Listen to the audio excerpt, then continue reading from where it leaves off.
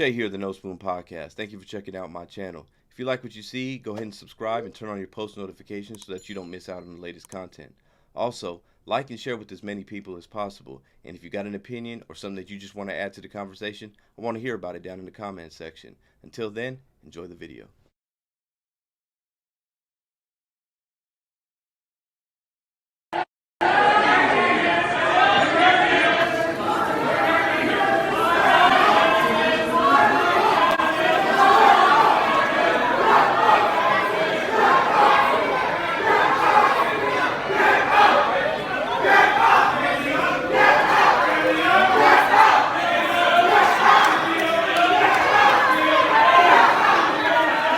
What's going on, Che here for the No Spoon Podcast. That was the scene from the LA City Council meeting that was just happened yesterday, Tuesday, October 11th. This is following the controversy that has been swirling around the LA City Council. My name is Che. This is No Spoon Podcast. Before we get into it, I want you to all to subscribe to the channel, smash that like button, share this with as many people as possible. Turn on your post notifications too, so you can get notified of all the latest content that I'm dropping every single day. We got something going up every week. We got videos, live shows going to be held this Sunday. It's going to go down. I got a good show for you guys on the way. So it's going to be a live show. You can tap in, you can put comments on, all that type of stuff. But we're going to talk about this LA City Council stuff. This is in shambles. This is all surrounding the controversy that has started with LA City Council members got caught on tape making racist remarks. At the forefront of this scandal is Nury Martinez. Also included is Kevin DeLeon and Gil Cedillo, along with the LA County Federation of Labor, Ron Herrera, the head of the LA County Federation of Labor. He resigned, and the other ones have yet to resign. I think Nury Martinez has taken a leave of absence, but they tried to have the LA City Council meeting last night, and you see angry mob showed up. People showed up going crazy. I'm gonna play some of the tapes for you that was recorded. It's mainly Nury Martinez, man. She's going off. She's saying a whole bunch of stuff. It's racist. It's insensitive. You know, it ain't cool what she's saying. I'm gonna play some of it, react to it. We're really gonna get into it because, man, it went down. I'm telling you. So this first one is in response to, like, she was talking about Mike Bonin, another council member, and his kid. I guess he has a kid that's I'm not really sure if he's adopted or what. I mean, but I guess the kid is black. So she said some things about him, and this is here's the tape. White guy with this little black kid who's misbehaved. The kid is bouncing off the effing walls on the floor, practically tipping it over. There's nothing you can do to control him. Parece changuito. They're raising him like a little white kid, which I was like, this kid needs a beat down. Like, let me take him around the corner and then I'll bring him back.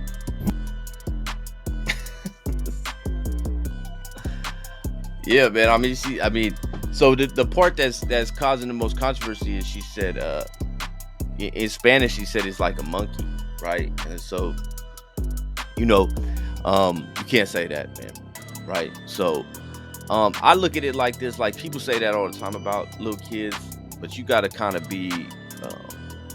And here's the thing, man. She was talking amongst other Hispanic people, and so, I've had people in my family, like when we was a kid, we used to call my youngest sister, we used to call her a monkey because she used to like climbing on stuff and getting all over things. And she was, I know she's gonna hate me for saying this, but she was like kind of hairy as a little kid, right?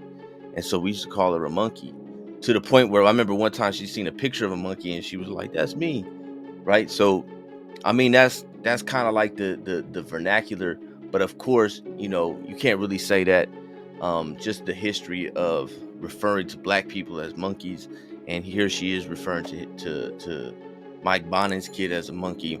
Mike Bonin went up there and started crying and all this type of stuff. I don't have that tape, just because it was long. And man, all these politicians, man, I don't know. I just, you know, it is what it is. But here's another part of it. Here's another thing that was caught on tape. This one, she's talking about people from Oaxaca, in Koreatown here in LA. And she's kind of like giving some derogatory, you know, it's kind of a derogatory reference to them. So I'm gonna play this one real quick. Yeah, that's called Cape Town. Yeah. I see a lot of little short, dark people. Yeah, puro Oaxacan. Puro Oaxacan Koreans. Not even like Kevin, little one. I was like, no, I don't know where these people are from. I was like, I don't know what village they came, how they got here, but And then they're wearing shoes. whatever. So one. So that's Gil Cedillo talking, right? That's Gil Cedillo also in there talking. There's things within like Mexican culture, like, you know, people from different parts don't really like each other, or not really don't like each other, but they kind of refer, like people from Oaxaca, they're from like southern Mexico, so, you know, a lot of them, like she said, they're short and dark, and like they take more like indigenous look to them, and so people be calling them like Indians, and it's just a lot of, you know, that's just how it is, like within certain ethnicities and cultures and stuff like that. And people from different areas, they kind of like clown each other and kind of talk about each other. I mean, you know, the thing is that it's not right, because, you know, you're in a position of leadership, you got to represent everybody. But these, like I said, these are people who kind of understand each other. They understand those little nuances, and they're talking about it, and they're saying what they're saying you know, and it's caught on tape. That's one thing. But here's the one other part where she was talking about George Gascon, the city DA. This kind of has a lot of people in an uproar. I'm gonna play that quick and then give you my thoughts.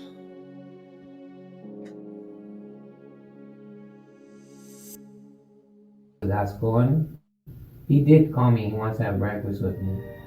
What's taking him so long? I just said, hey, we need to talk.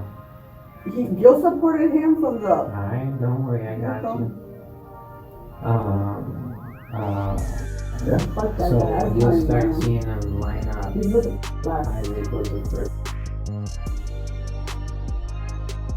Now you see people are tripping on because she said he's with the blacks. She said F that guy, which I kind of agree with that sentiment, just based on a lot of things that he's done over here in LA as far as his record against crime and stuff like that. I mean, he's a Marxist. He's one of those Soros sponsored DAs, so I don't really care for the guy too much. But you know, I think it just kind of shows like this kind of divide that kind of exists, and I see it more. Like I saw it more like growing up, like you know, with blacks and Hispanics, especially here in LA, like there's always been some kind of little tension. And when you have like the older generation of Hispanic, now like the newer generation, the new kids, they kind of all get along. I mean, not all, I'm not gonna say they all get along, but they're more closely connected.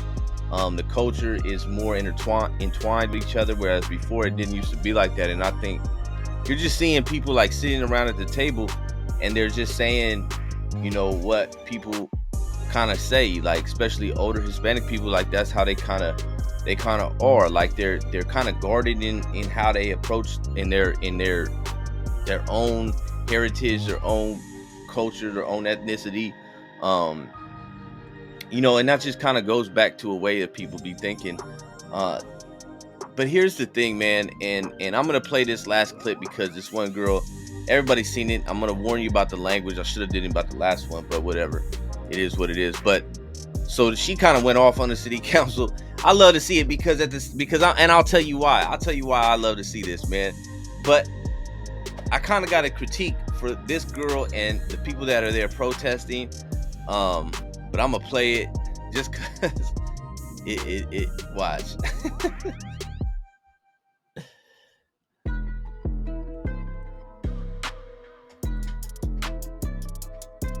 Come on up. Coming up, come on up.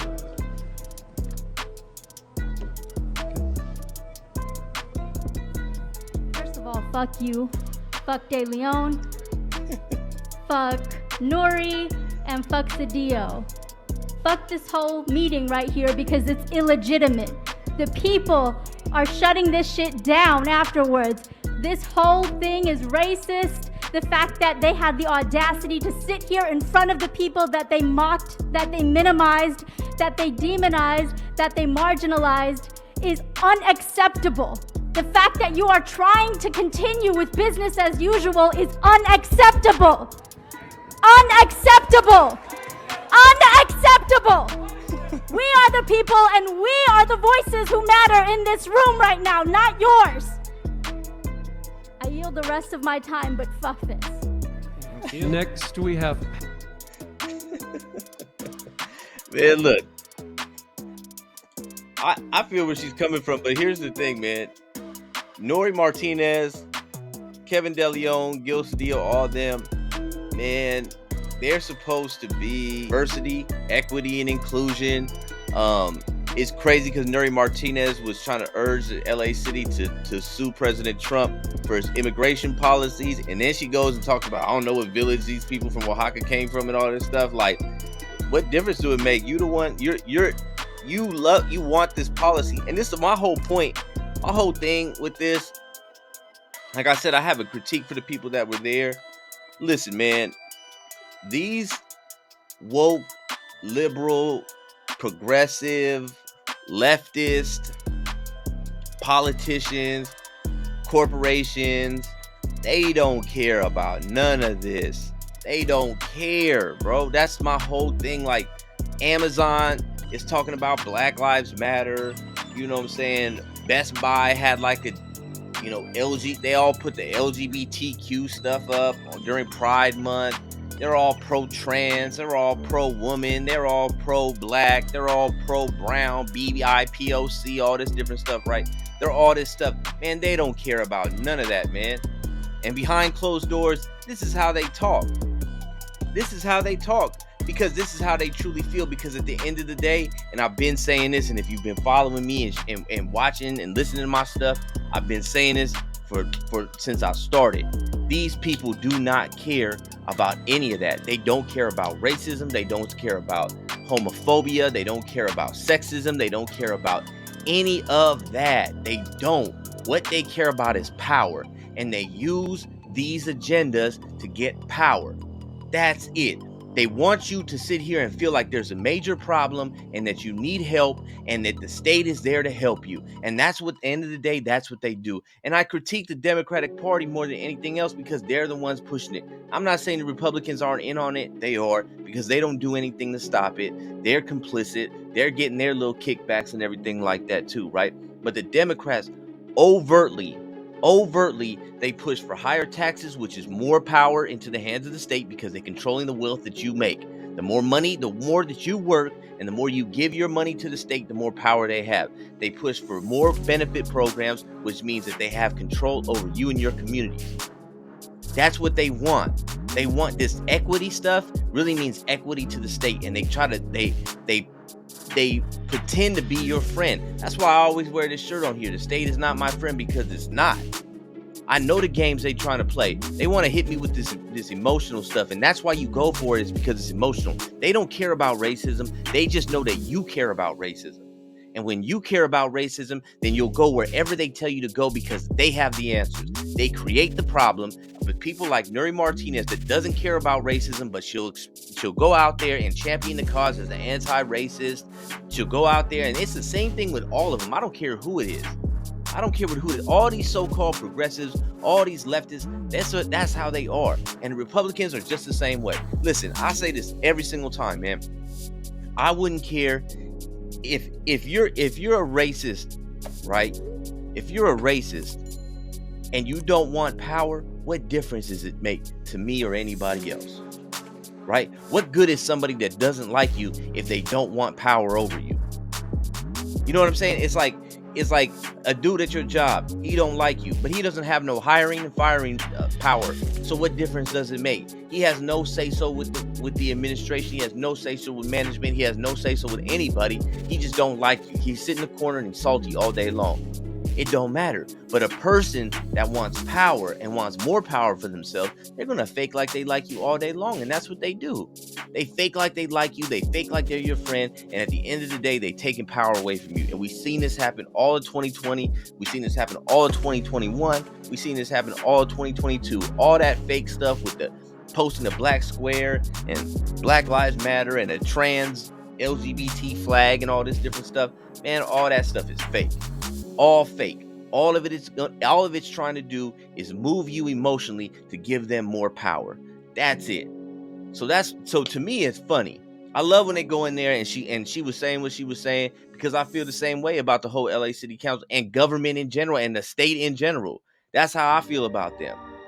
Every single one of them.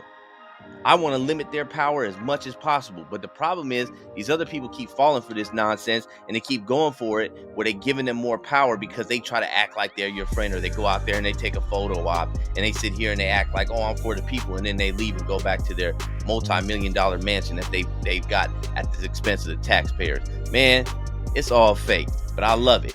Tear it down, shut it down. Let's start over. The state is not my friend and they never going to be. I understand that. That's why I want to limit their power. My name is Che. This is the No Spoon Podcast. I'm done.